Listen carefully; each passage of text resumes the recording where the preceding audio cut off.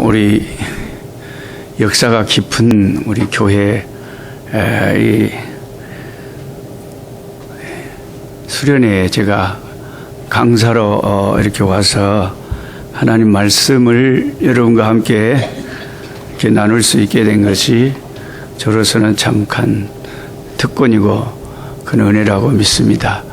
우리 역대 그 수련회 일람표를 보니까 훌륭하신 강사 목사님들이 참 많이 오셔서 이 수련회 수정을 들고 가신 것을 제가 볼 수가 있었습니다.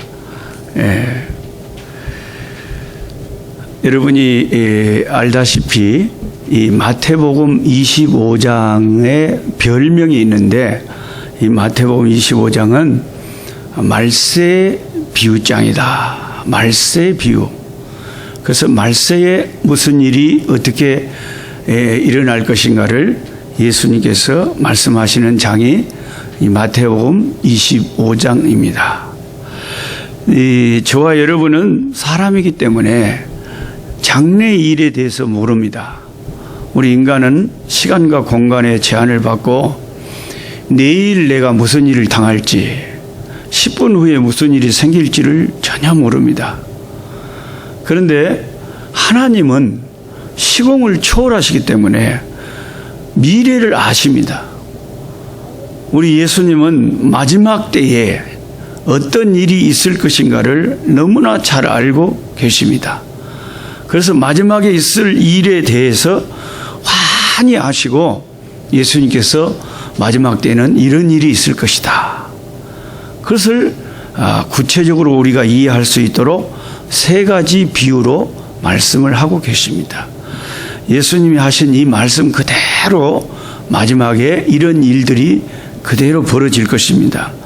그 첫 번째 마지막 말세 비유가 1절부터 13절까지 나와 있는 열처녀 비유입니다. The parable of the 10 virgins. 이 열처녀 비유.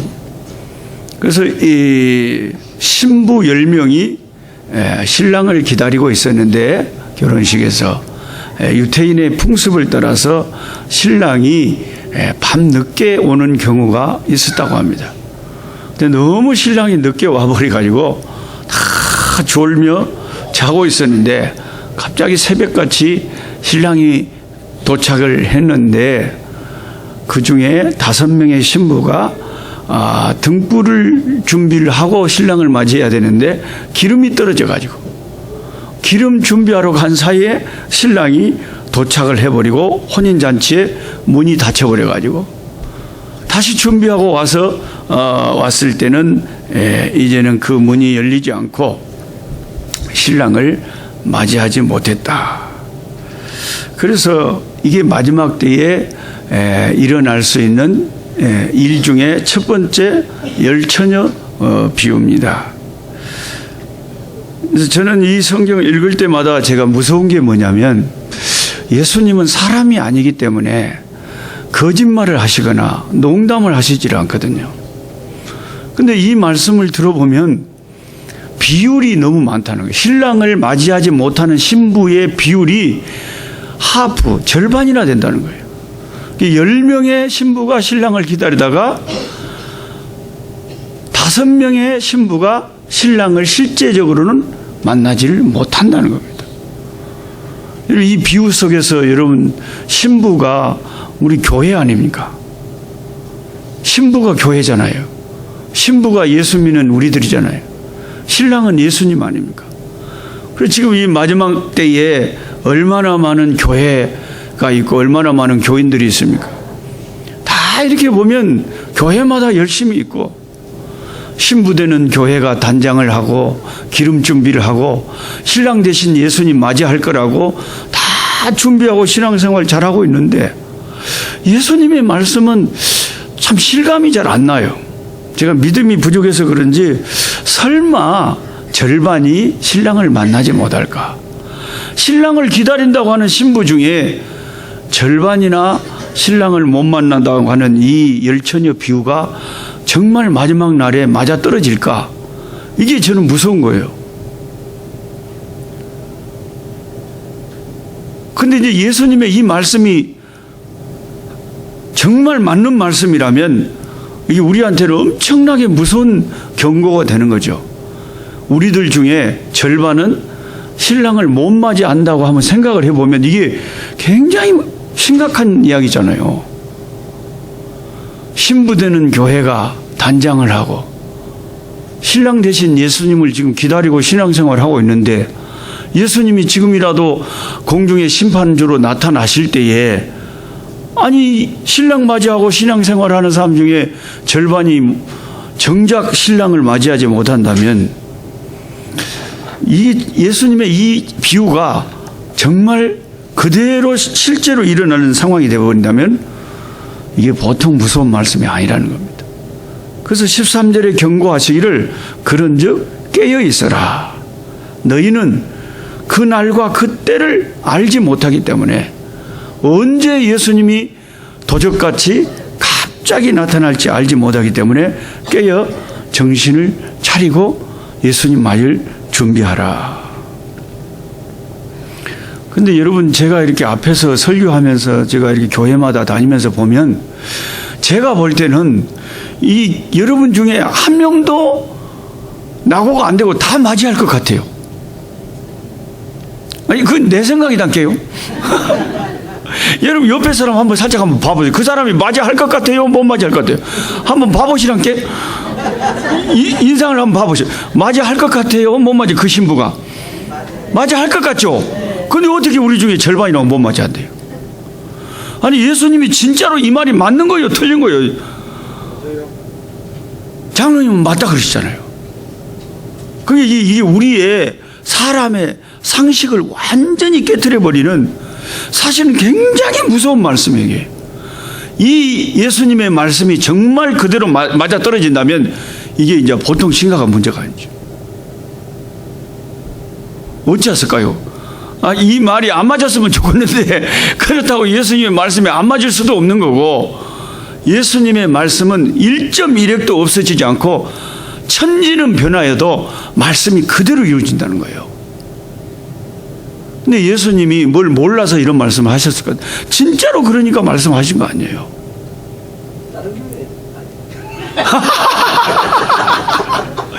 그러니까 나도 그런 생각이 들어요. 암만 해도 우리 교회는 아닌 것 같아요. 분명히 다른 교회가 요상한 교회들이 많은 것 같아요. 이 말세는 분명히 교회라고 하고, 그런데 주님 앞에 나중에 탁 막상 정체가 드러나고 보면 요상한 교회들이 많은 것 같아요. 그러니까 예수님 기다린다고 다 신부로서 기다린다, 신부다, 신앙생활 한다, 교회 다닌다 해놓고는 예수님을 정작 못 만나죠. 그렇지 않다면 어떻게 이게 가능하겠습니까?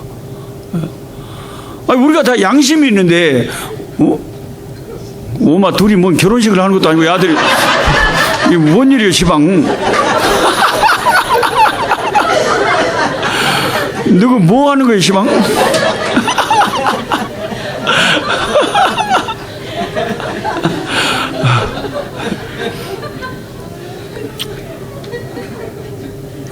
어떤 면에서 우리 강 목사님 말씀이 오히려 힌트가 되는지도 몰라요. 진짜 이상한 교회들이 많거든요, 말세에는. 어떤 데는 아주 잘 믿는다고 하는데 하나님 어머니 교회도 있고요. 아주 하나님 삼촌 교회도 나올 것 같아요, 앞으로. 아주 묘한 이단들이 막 신천지에다가 무슨 안상홍 증인에다가 무슨 구원파에다가 통일교 여호와의 증인 별의별 이단들이 우리보다 더 열심히 예수님 하나님 더 성경을 강조하고, 지금 신천지도 얼마나 열심히 생명을 걸고 자기들 전도하러 다녀요.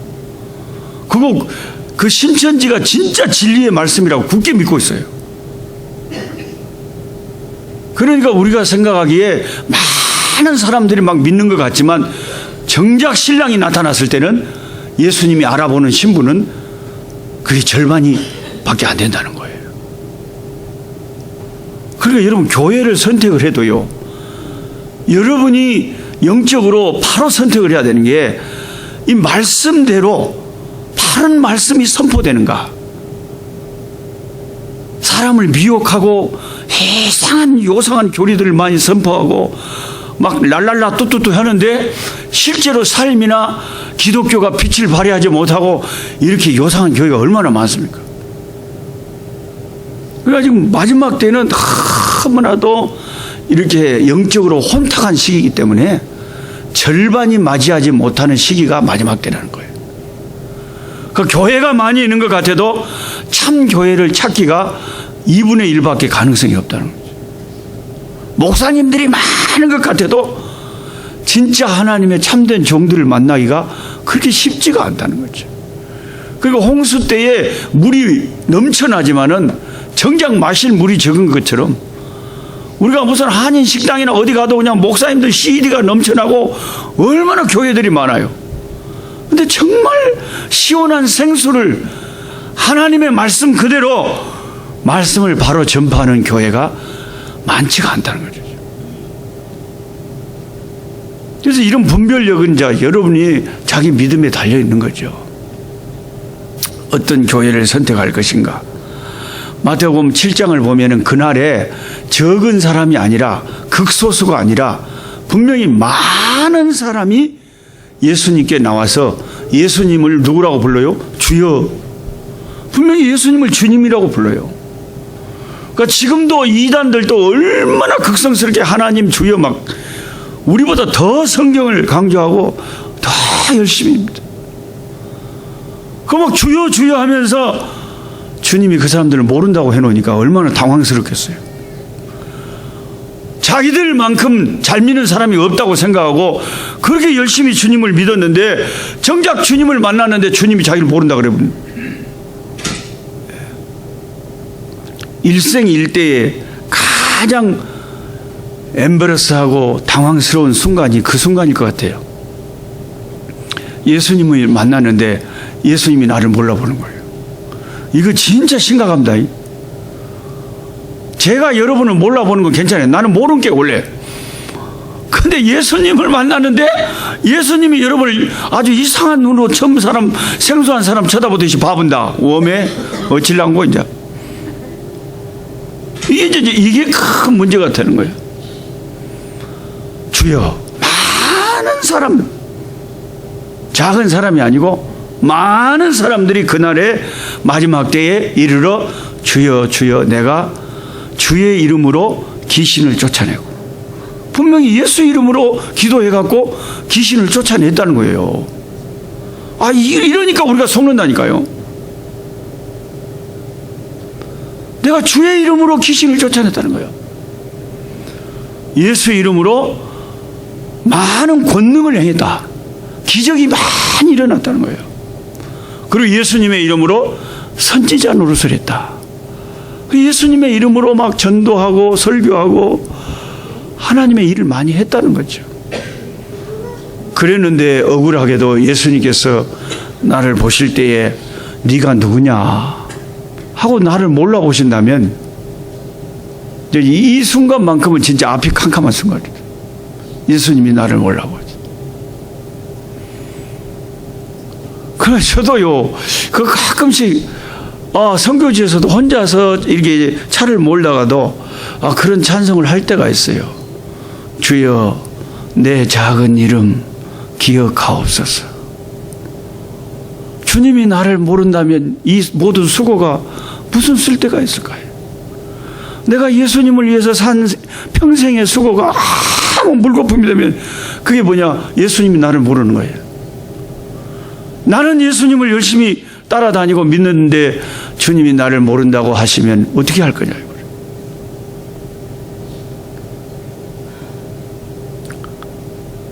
근데 예수님이 그런 당혹스러운 말씀을 하시면 한두 명이 아니라 많은 사람이 그날에 그렇게 된다는 거예요. 그때 그 마지막 때에 그런 일이 벌어질 때 우리는 그런 광경을 볼 때 여러분은 마태복음 25장이 생각날 거고 마태복음 7장이 생각날 거예요. 아, 이렇게 되리라고 예수님이 말씀하셨는데 정말 그렇게 되는구나. 아, 말씀은 정말 무섭구나. 그러니까 사실 우리가 여러분 이 성경의 절반 이상을 차지하는 구약 성경을 펼치면 유대인들이 모여서 이렇게 제사를 드릴 때마다 짐승의 피가 흘려졌잖아요. 그 짐승의 피가 흘려질 때마다 하늘에 계신 하나님은 무슨 생각을 해요? 구약에 언젠간 내가 내 아들을 세상에 보내서 저 짐승처럼 피 흘려 죽게 할 것이다. 때가 되면 아들을 보내서 십자가에서 우리 죄를 대신해서 속죄 제물로 그 속죄 양이 돼서 피 흘려 죽게 하실 아들 예수님을 이스라엘 백성이 모여서 제사를 드리고 짐승을 죽일 때마다 하나님은 하늘에서 생각하시는 거예요. 그러니까 하나님은 미리 예고하지 않고 일을 행하시는 법이 없거든요. 충분히 예고하시고 충분히 말씀하시고 그리고 그 일을 행하시거든요. 구약에 그렇게 많이 예고하시고 때가 되면 아들을 보내서 짐승처럼 십자가에 피 흘려 죽게 하셔서 저와 여러분의 속죄 제물이 되게 하시고 우리의 죄를 예수님의 피로 씻어서 구원의 길을 열어놓으셨죠. 신약에 사는 우리들도 마찬가지입니다. 신약에 있는 우리들에게 예수님이 계속 비유를 통해서 마지막 때에는 이렇게 된다. 마지막 때에는 이런 일이 있을 것이다. 10명의 신부가 5명은 신랑을 맞이하지 못하는 비극이 생긴다. 네가 신랑을 맞이할 신부냐? 깨어있어라. 기름 준비 잘해라. 네가 은혜 떨어지고 성령의 역사가 떨어지면은 겉으로는 이름은 명분은 신부인데 신랑이 왔을 때 맞이하지 못한다. 그래 예수님께서 그 무서운 마태복음 7장의 말씀을 하실 때에 결국 핵심은 뭐였냐면 열매에 대해서 이야기하셨거든요. 열매를 보고 그 나무를 아는 것이다. 포도나무에서 엉큼 기가 막 열리고 그러면 이거 뭐 지가 스스로 아무리 포도나무라고 해도 포도가 전혀 열리지 않고 가시만 열리면 이게 포도나무가 아니라는. 그러니까 저와 여러분이 주님 내가 정말 내가 주의 백성이가 하는 걸 알려면은 자기 양심상 열매를 보면 안다는 거죠. 내가 하나님의 자녀의 열매가 내 삶 속에서 맺혀지고 있는가. 열매를 보고 안다는 거예요. 그리고 두 번째 비유가 오늘 나온 이 14절부터 30절까지 이 달란트 비유입니다.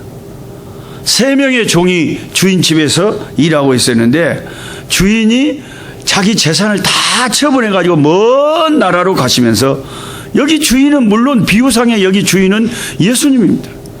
예수님이 하늘나라로 가시면서 자기 종들에게 하나님 나라의 일을 맡겨놨어요. 달란트를 따라서. 이 종들에 따라서 주인의 이제 일들이 이루어집니다. 저와 여러분에게 하나님 나라의 일을 다 달란트를 따라 맡겨 놓으신 겁니다.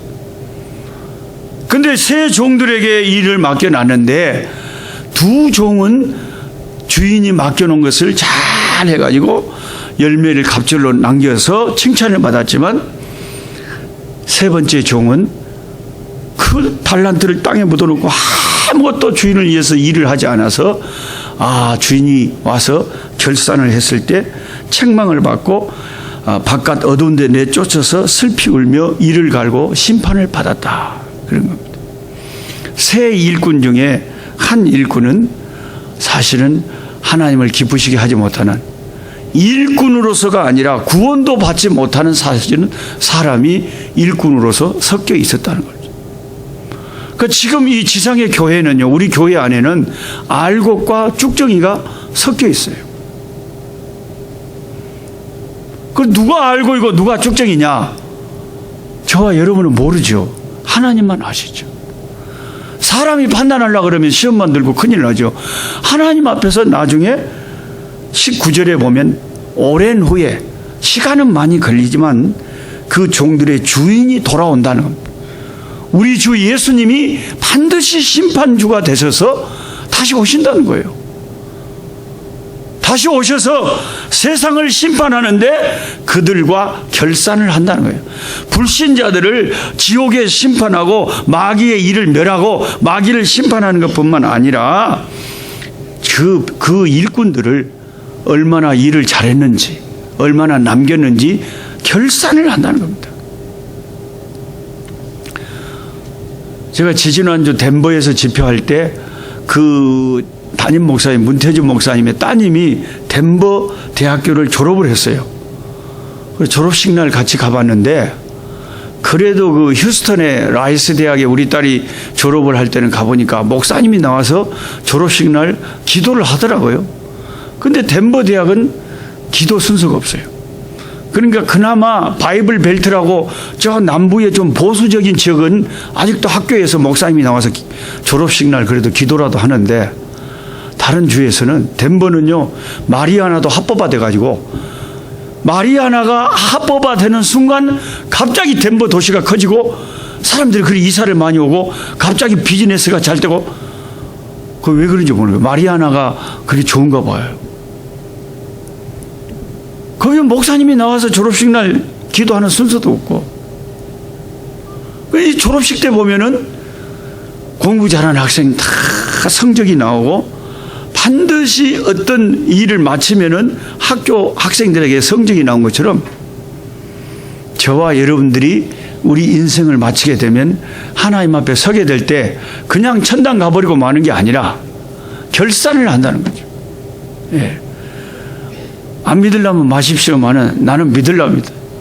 왜냐하면 예수님의 말씀을 나는 믿기로 했어요. 저와 여러분은 마지막 때 무슨 일이 일어날지 모르지만 예수님이 말씀하시는데 반드시 결산을 한다는 거예요. 근데 예수 믿는 사람은 신앙의 성적표가 딱 나온다는 거예요. 근데 그냥 우리 필라델피아 우리 교회 전체 그냥 도매금으로 싹 나와서 결산을 해버리면 좋겠는데, 하나님이 그렇게 안 하고 한 명 한 명 다 나와서 결산을 한다는 거예요. 시방 좋은 분이 딱 두 분이 계세요. 제가 눈이 쬐깐해도 다 쳐다보고 있어요, 시방. 그래서 나는 졸았는데, 그래서 괜찮았는데, 나중에 주님이 결산할 때, 너 몇 월 며칠 그 수련회 할 때 네 졸았지?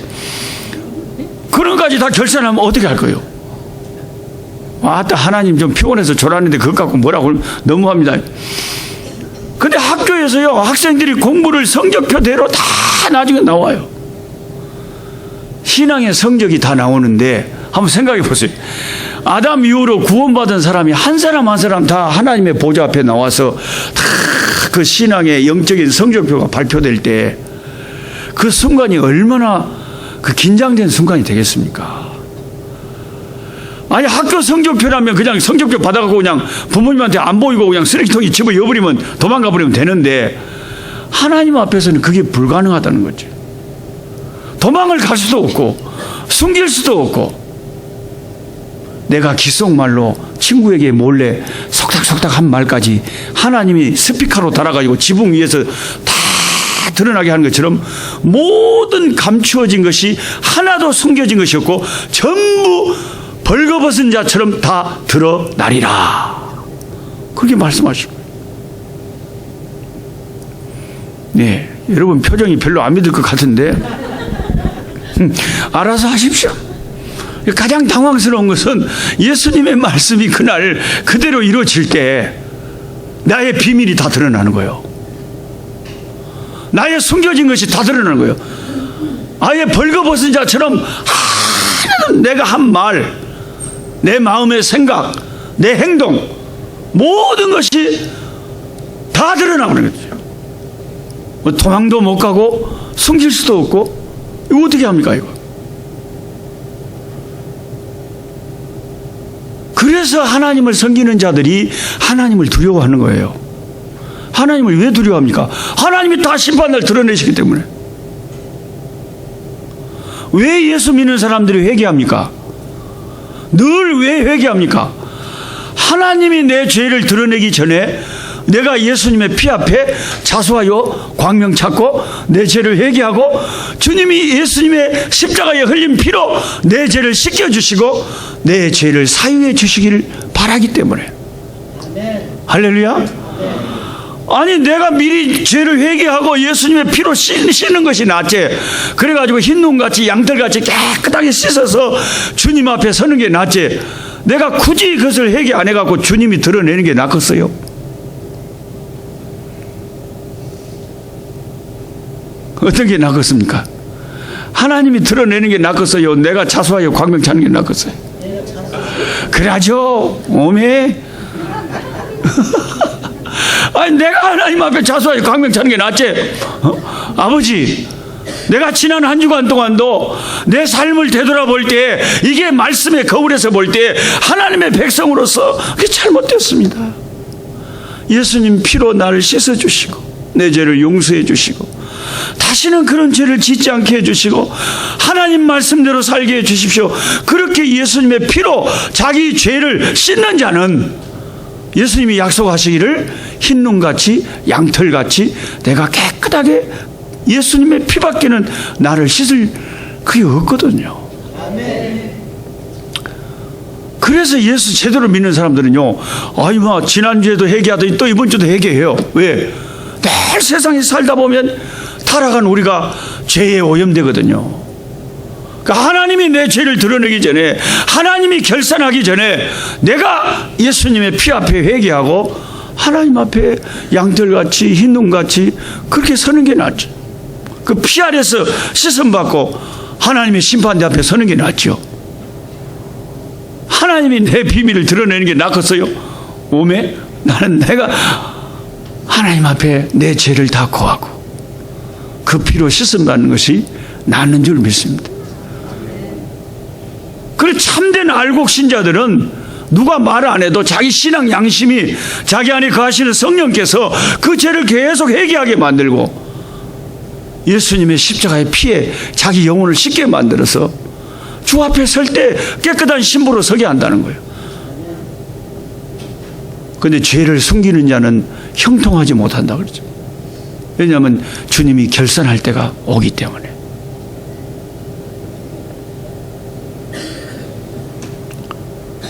오늘날 교회를 많은 사람들이 다니고 있지만은 하나님 외에 누가 알겠습니까?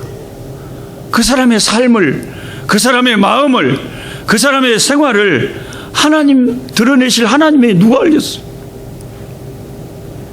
그 사람의 신앙에 따라서 이제 하나님 앞에 결산할 날이 오게 되는 것입니다.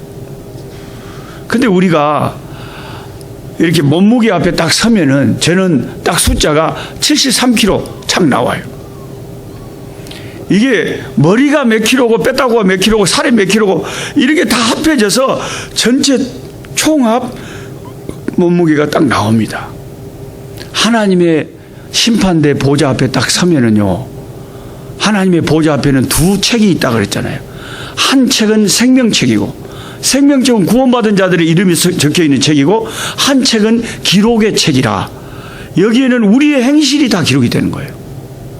내가 냉수 한 그릇 주의 이름으로 내 형제에게 대접한 것까지 나는 다 잊어버렸는데 다 기록이 되는 거예요. 내 기록의 책이 엄청나게 많겠죠.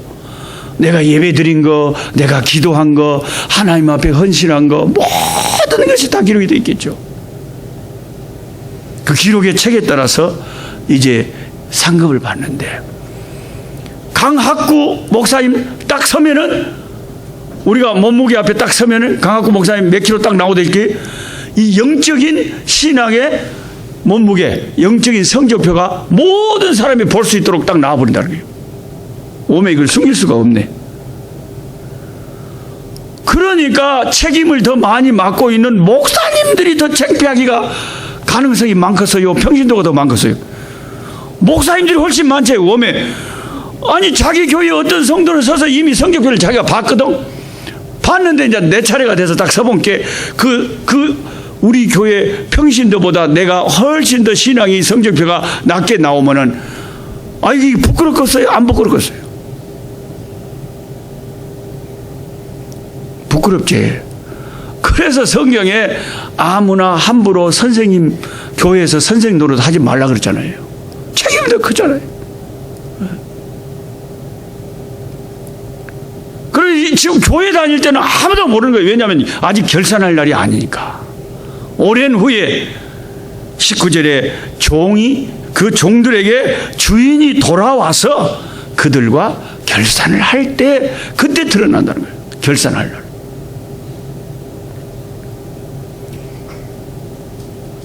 그러니까 이게 이제 우리가 이제 두렵고 무서운 거예요. 야, 이거 큰일 났다.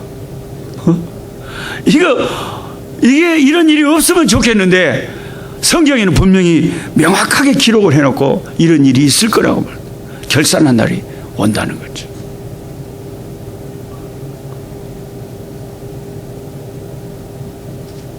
아무도 이 결산을 피해갈 수가 없다는 것입니다. 그 다음에 31절부터 마지막 절까지가 무슨 비유가 나오냐. 마지막 날에 양과 염소의 비유가 나옵니다.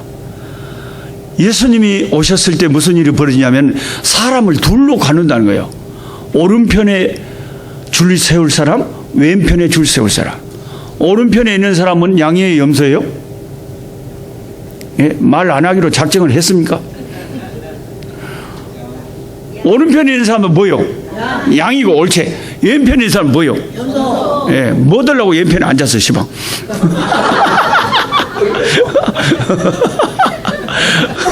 그렇게 시방 여기 앉으면 상관이 없어요. 근데 예수님이 오셔서 마지막 날 왼편에 세우면 이제 나는 골치 아픈 거예요. 왜냐하면 왼편에 있는 사람은 염소라는 뜻이요. 아, 그래요? 알았어요. 그러니까 왼편에 있는 사람은 어떤 사람들이냐면 멀리서 보면 양이나 염소나 다 비슷하게 보여요. 그러니까 우리가 교인들을 보면은 누가 양인지 염소인지 잘 몰라요. 그게 마지막 날 보면 드러난다니까요. 염소들은 뿔이 나 있죠. 양하고 좀 다른 게 이게 있거든요. 양들은 참 순진하고 순종을 잘하고, 염소는 뿔로 들이받잖아요. 근데 이 양과 염소가 교회 안에는 섞여 있다는 거죠. 그래서 우리는 혹시나 양이 다칠까 봐서 함부로 판단을 안 하고 위에서 기도만 하고 늘 말씀으로 권면하지만 마지막 심판 날에는 더 이상 그게 없고 확실하게 예수님이 구분을 시켜버리는 거예요. 너는 양이다, 너는 염소다.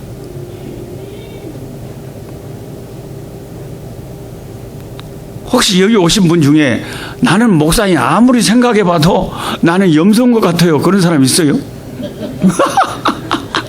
그런 사람 여기 안 왔을 거예요, 시방에? 네? 우리가 생각할 때는 아무도 염소 같지가 않아요. 너무나 다 귀하고 아름다운 믿음의 사람들 같은데 어떻게 그날에 주님의 왼편에 설 자들이 그렇게 많이 서 있으면 그 얼마나 안타까운 줄입니까, 그 줄을. 근데 내가 왼편에 설 건지 오른편에 설 건지 어느 정도 힌트는 얻을 수 있어요. 예수님께서 그러셨거든요. 오른편에 있는 사람들에게 그렇게 말을 한다는 거예요.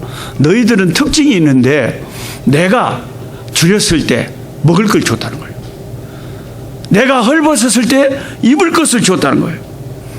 내가 목마를 때 마시게 하였고 나그네 됐을 때 영접했다. 이렇게 35절에 말합니다.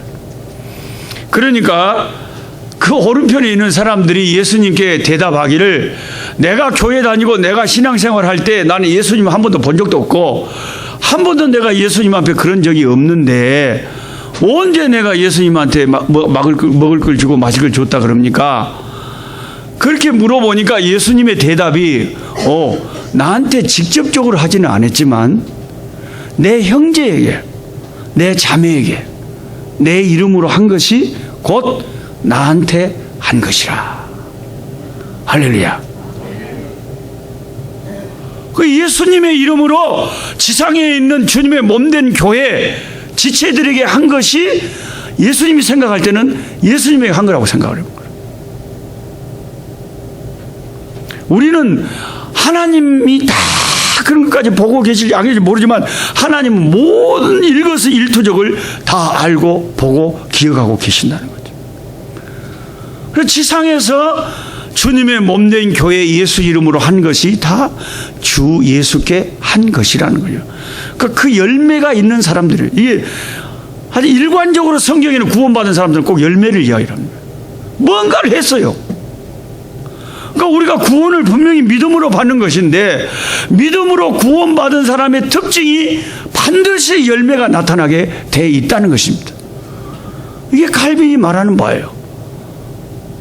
열매가 없이 행함이 없이 믿음만 있다고 하는 사람을 역사 이래로 본 적이 없는 거예요. 진짜 구원받은 사람은 그 구원받은 자의 열매가 꼭 맺혀진다는 거예요.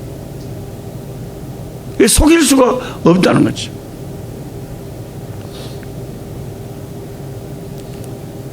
제가 이 처음 설교를 여러분 이 달란트 비유 설교를 제가 이렇게 집회 다닐 때마다 늘 첫날 설교를 합니다.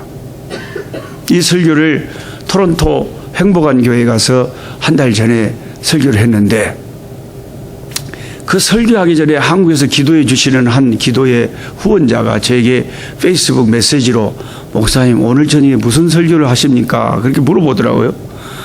그래서 마태복음 25장으로 한 달란트 받은 사람의 비극에 대해서 이야기합니다. 그랬더니 그 기도하시는 분이 자기가 기도 가운데 환상을 봤는데 목사님 설교하시는데 거기 말씀을 듣는 자들이 다 하얀 손수건을 꺼내서 울고 회개하는 역사가 일어나는 것을 봤다는 거예요. 그래서 워낙 기도를 많이 하시는 분이라 제가 그분의 말을 무시하지를 않았죠. 그리고 어떻게 되는가 보자 하고 그 토론토 행복한 교회에서 이 설교를 했어요. 첫날. 되게 첫날 사람들이 서먹서먹하잖아요. 그런데 정말 이분이 본 환상 그대로 사모님도 손수건을 꺼내서 펑펑 울지 설교를 하고 있는데 성령이 임하시고 그 말씀을 듣는 자들 가운데 성령이 마음을 회개케 하시고 뜨겁게 하셔가지고 크게 대회개의 역사가 일어나더라고요. 그런데 그 기도하는 분인데 놀래 자빠졌어요. 나는 목사라도 하나님이 그런 환상을 안 보여준데 어떻게 그런 걸 다 봤대요. 그대로 일어나더라니까요. 여러분처럼 이렇게 생뚱생뚱하게 안 듣고 그 성령께서 마음을 얼마나 뜨겁게 하셨는지 그 말씀의 은혜를 받고 다 울면서 회개하더라고요. 하나님의 그 역사가 있는 그 성령의 역사가 말씀을 전할 때에 반드시 나타나요. 나타나는데 오늘 시방 여기 안 온 사람들이 나가 좀 아까워요. 다 와서 이 말씀을 드려야 되는데 꼭 드려야 될 사람은 꼭 결정적인 순간이 없어. 안 들어도 되는 사람들은 또 사정없이 듣고 은혜를 받네. 있는 사람은 더 풍성하게 되고 이 영적인 원리가 그래요.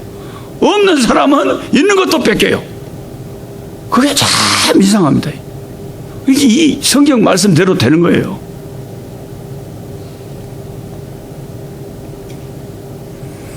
그 왼편에 있는 사람들은 예수님이 똑같은 말을 할 때 우리가 언제 예수님이 그랬냐 그러니까 이 세상에서 너희가 신앙생활하면서 내 형제 자매에게 하지 않은 것이 곧 나한테 안 한 것이다. 이렇게 열매가 없는 사람들 주님이 보실 때는 자기들은 신앙생활을 한다고 했지만 주님이 볼 때 영적인 열매를 맺지 못한 사람들이 왼편에 서서 이제 심판을 받게 될 것이다. 그런데 이 오늘 제가 이 말씀을 나누려고 하는 달란트 비유를 조금 깊이 들어가 보면요.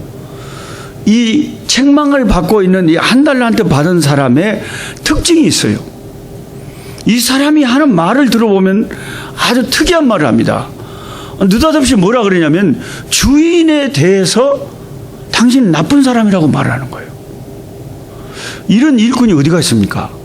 평생 그 주인한테 월급 받고 그 주인 때문에 밥 먹고 살면서 그러면서도 주인에게 받을 혜택은 다 받고 사는 사람이 자기 마음속에 한 구석에는 주인에 대해서 쓴뿌리를 갖고 있어요. 당신은 우리 주인은 아주 까다롭고 아주 나쁜 사람이고 심지도 않은 데서 거두려고 하는 아주 강도 같은 마음을 가진 아주 심보가 나쁜 사람이 우리 주인이다.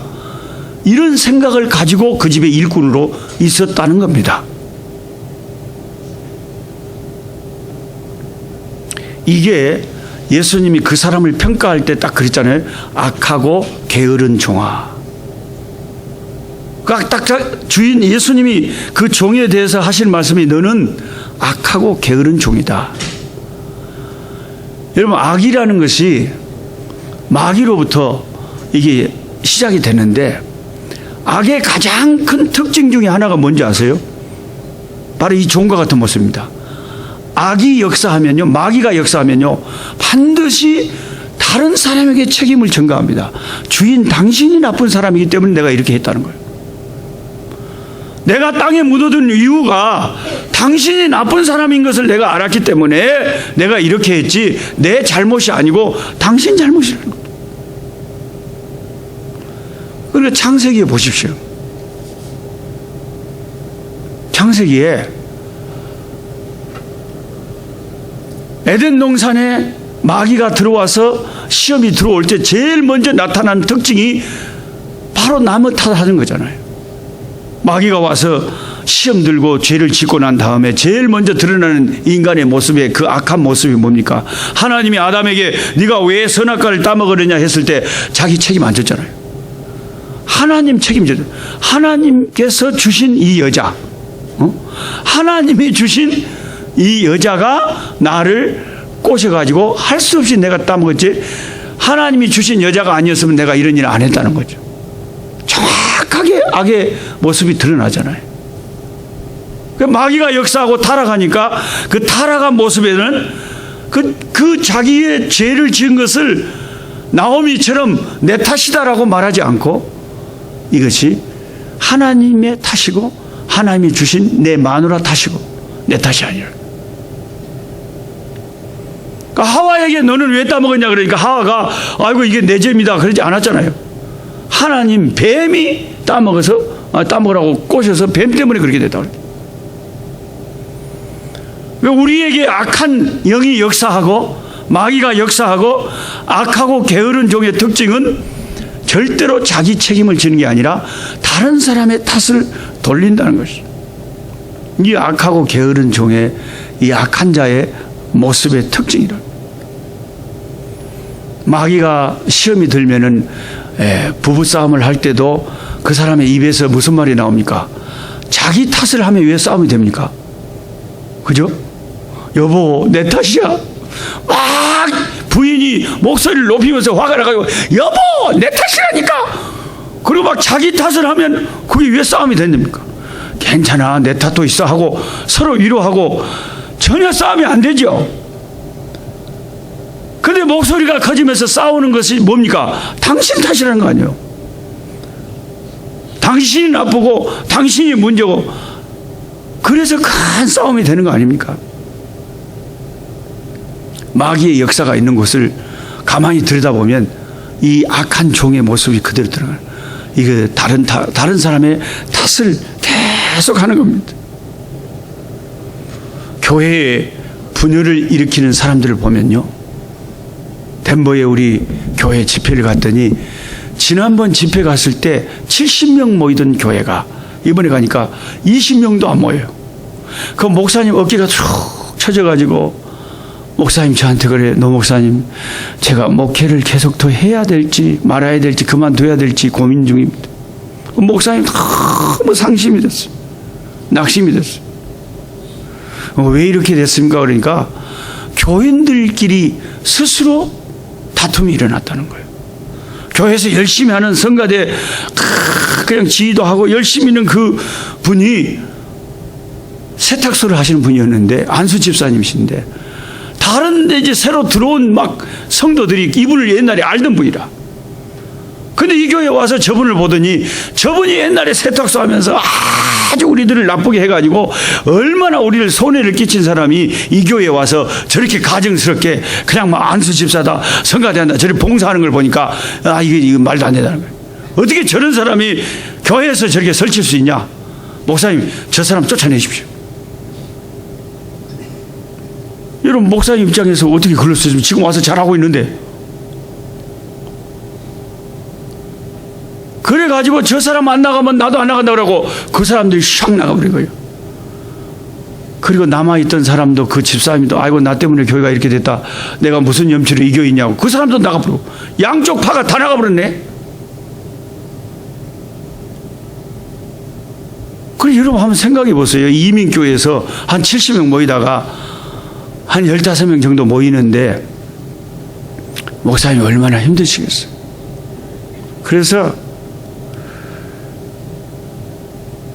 그 교회의 문제를 일으키고 목사님께 말을 하던 그 사람들 대부분이 소리를 내서 흥분해서 한 말이 전부 다 저 사람 때문에 교회가 안 된다.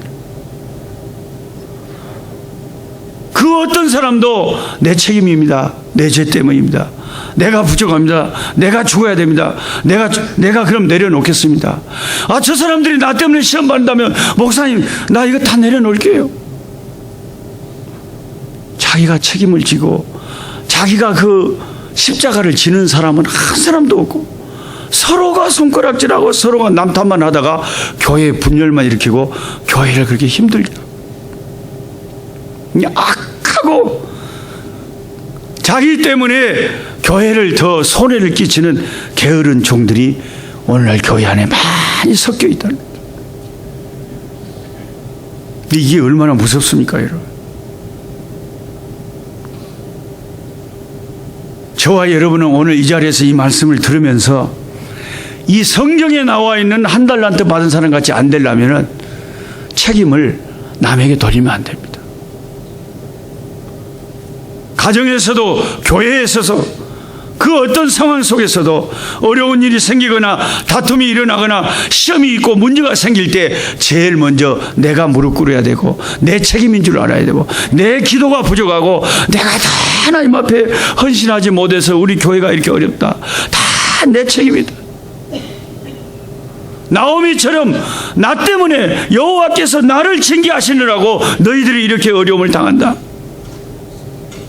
자기가 책임을 지는 자가 충성된 종이에요. 할렐루야.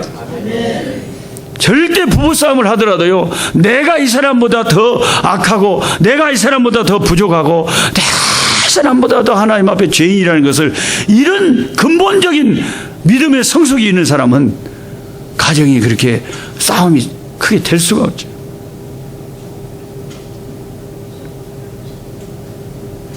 그런데 이 칭찬받는 사람의 칭찬받는 내용을 들어보면 21절에 주인이 5달란트 받은 사람이 칭찬한 내용이 착하고 충성된 종아, 네가 적은 일에 충성하였습니다. 예수님은 적은 일에 충성했다고 착하고 충성되다고 그랬어요. 그런데 이 성경을 여러분이 좀 이해하시면 좋은데, 저는 이런 걸 좀 성경 퀴즈를 냈으면 좋겠어요. 마태복음 25장 21절에 예수님이 5달란트 받은 사람을 결산할 때 작은 일에 충성했다고 칭찬하셨는데, 5달란트, 제일 많은 달란트를 받았는데 왜 작은 일에 충성했다고 했을까요? 여러분, 성경을 읽으면서 창세기부터 계시록까지 많이 여러 번 다독하는 것이 정말 필요합니다. 다독도 굉장히 중요하고요. 그러면서 어떤 한 구절에 대해서 어떨 때는 좀 생각을 해볼 필요가 있어요. 말씀을 한 구절이라도 그 말씀이 마음에 남아 있어야 돼요. 왜 예수님이 제일 많은 달란트를 받은 사람에게 칭찬할 때 네가 적은 일에 충성했다고 할까요? 그 이유는 나중에 하늘나라 가서 예수님을 만나면 한번 물어보십시오만은 저는 이렇게 생각이 들어요.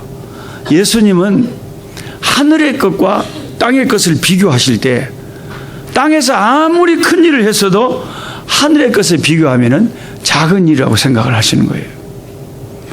그래서 세례 요한에 대해서도 말을 할 때에 세례 요한은 여자가 낳은 인간 중에 제일 큰 자라는 거예요.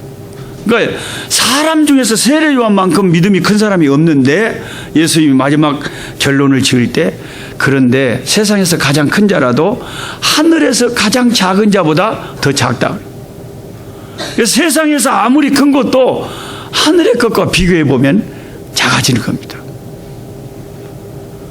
그러니까 세상에서는 우리가 볼 때 5달란트 제일 큰 일을 했지만 예수님이 하늘의 눈으로 이 사람을 판단할 때는 네가 작은 일에 충성했다고 생각하시는 거예요. 그런데 여러분, 작은 일에 충성한 사람이 예수님이 착하다 그럽니다. 예수님은 큰 일에 충성했던 사람을 착하다고 말을 하지 않습니다. 사람의 심리를 잘 아시기 때문에 인간이란 것이 아무리 게으른 사람도 대통령을 시켜놓으면 그 사람도 바쁩니다. 아무리 게으른 사람도 대통령인데 잠을 자고 있는데 카카 미국 오바마 대통령한테 전화가 왔습니다. 근데 나 잔다 그래라. 전화 못 받는다 그래라. 그렇게 게으른 대통령은 없습니다. 큰 일을 맡겨놓으면 아무리 게으른 사람도 바빠요. 부지런해집니다. 왜? 큰 일이니까. 그걸 해야 되잖아요. 그런데 아주 작은 일을 맡겨놓으면 이제 이 사람이 얼마나 착한지가 드러납니다.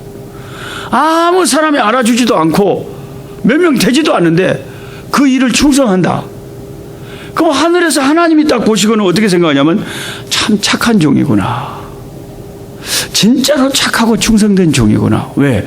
작은 일에 충성하니까요. 이런 심리를 여러분이 잘 읽으셔야 돼요. 앞으로 우리를 결산하시고 판단하실 하나님이 어떤 걸 나중에 우리한테 칭찬하실 것이냐. 작은 일에 충성한 것을 따지면서 착하고 충성된 그런 상을 주신다니까요. 그런데 오늘날 많은 사람들이 교회를 선택할 때 이렇게 주님의 관점에서 선택을 안 하죠. 큰 것을 되게 선택을 하죠. 이왕이면은 참 시설도 잘 돼 있고 큰데 이름이 있는 교회. 어느 교회 다니십니까? 네, 서울 사랑의 교회 다닌다고.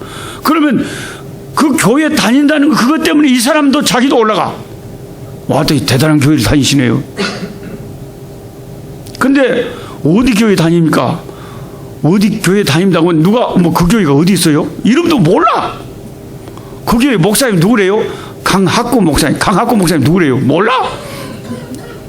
그 목사님도 몰라. 교회도 몰라.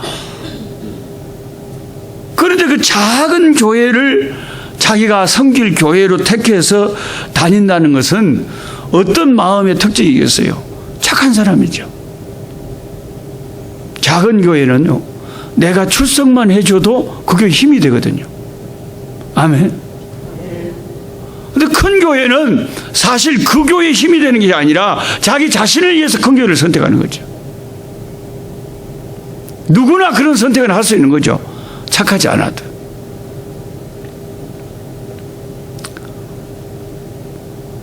제가 이렇게 부흥회를 다녀보니까요, 6명을 앉혀놓고도 부흥회를 하고요. 인천에서 배 타고 3시간을 갔더니 육도라는 조그만 섬에 갔는데 오메 할매 5명 모여있네. 근데 부흥회를 뭐더라고 했는지 모르겠어요. 그럼 할머니들 5명 앉혀놓고 사정없이 부흥회를 해버렸네. 그것도 심령 대부흥회라고 붙여놨어. 뭔 대부흥회요? 하루에 3판을 또 해버리네. 오메 그 섬에 갇혀가지고 오메 도망도 못 가고요. 할매들 데리고 그냥 대부흥회를 해버렸네.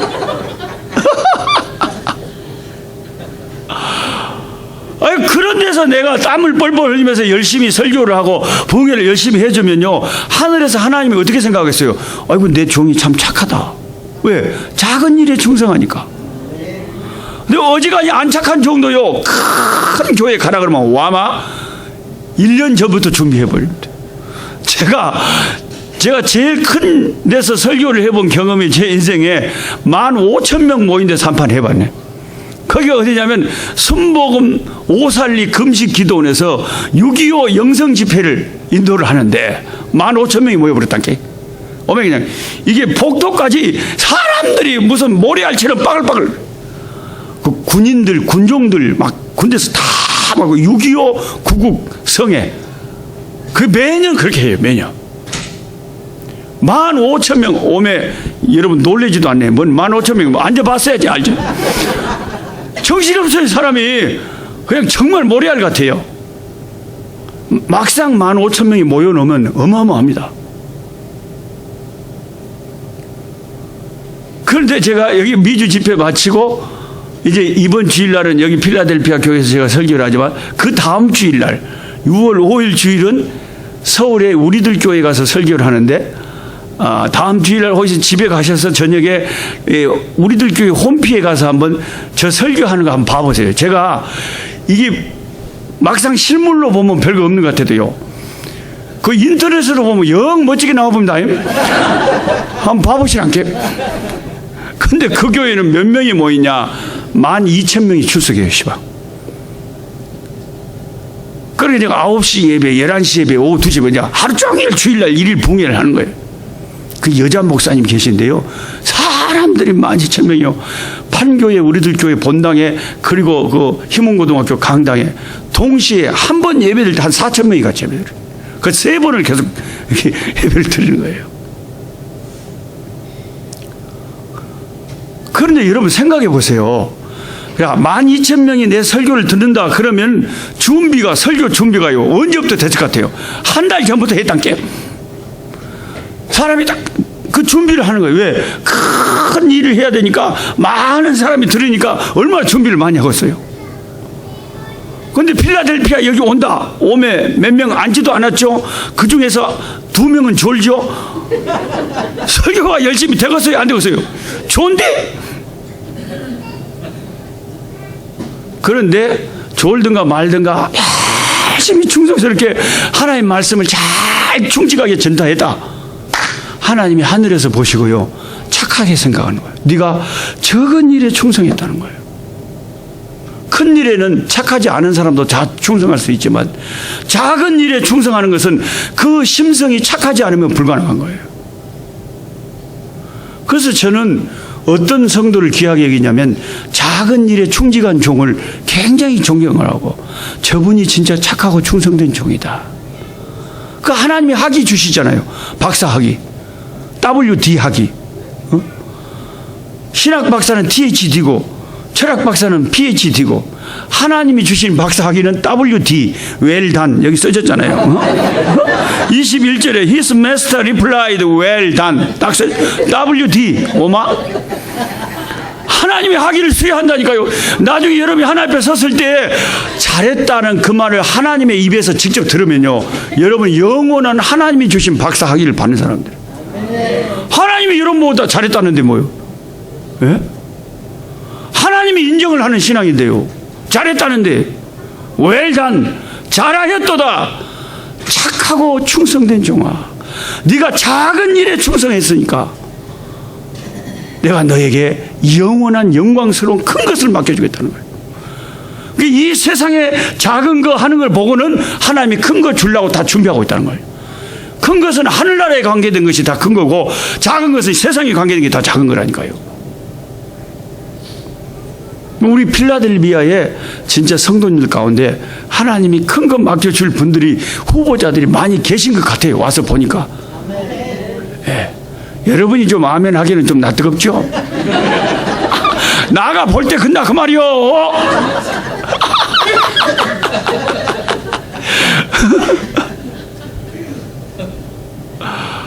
여러분, 하나님이 하늘에서, 사람들은 잘 모르는데 저 종은 어째 저렇게 작은 일에 충성을 하냐.